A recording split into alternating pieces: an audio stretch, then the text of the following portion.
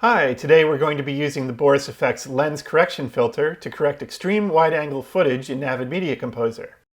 BCC Lens Correction is part of the image restoration tools in Boris Continuum Complete 10 and is also available for Adobe Premiere and After Effects, Apple Final Cut Pro X and Motion, Blackmagic Resolve, Fusion, Nuke, Vegas, and Catalyst.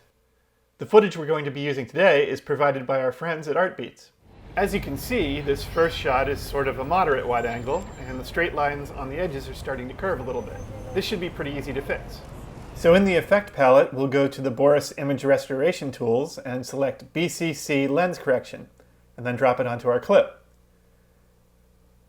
Even with just the default settings, we can see this is improved a lot, but we can fine-tune it a little bit more. The correction slider adjusts how much the effect warps the shot, and this warping will make the curved line straight. You'll notice we scaled up a bit in the default settings, so using the Scale Master slider, we can zoom out a little further and get some of the image back. We don't want to go too far, or we'll see where the image starts to warp at the top and the bottom. If for some reason you need to just distort the horizontal or vertical, the Scale X and Scale Y sliders do just that. Besides the regular sliders, you'll notice the on-screen controls for Correction and Scale Master. Depending on your workflow, these can be a little more intuitive than the sliders, but they really do the same thing.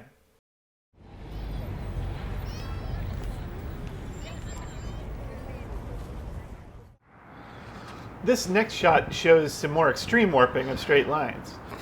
Now I'm going to apply the effect, and this time we'll practice a little bit with our on-screen controls. First, I'll adjust the correction amount until the columns are straight. And like before, we can use the Scale Master control to widen the shot up a little bit until we see the distortion at the top and bottom.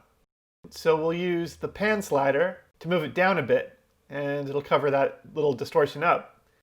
And now we'll move it a little bit to the right to center the columns a little better.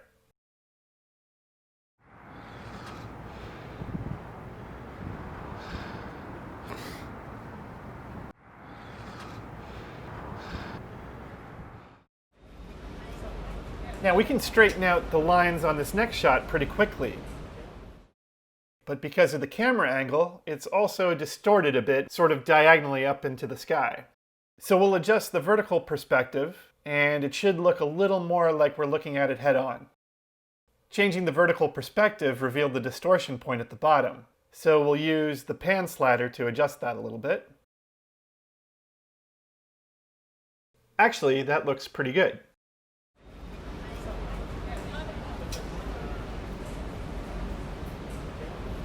In this last shot, there are a lot of things we can fix. It's warped, off-center, and tilted. We can use BCC Lens Correction to completely correct this. We'll go through the usual initial adjustments we went through on the other clips. But now we're going to add in some adjustments to rotation to level off the building. I see one more improvement we can make. And since we've changed the perspective of this shot quite dramatically, we can use the Lens Center slider to change the center of the warp. We've panned the whole frame over quite a bit, and this will help recenter the image and give us a more realistic perspective. Now I'm going to go back and fine-tune a couple settings, and we should be good to go. As with all Boris effects, you can save custom presets for use on other similar clips. This filter comes preloaded with several useful presets, which can be used on things like GoPro cameras, which use very wide lenses and are becoming more and more common. The next time you start Media Composer, all your saved presets will also be available through the effects browser. Here you can quickly try out different looks on a shot without fiddling with any of the sliders. This is even easier than going through the drop-down menu.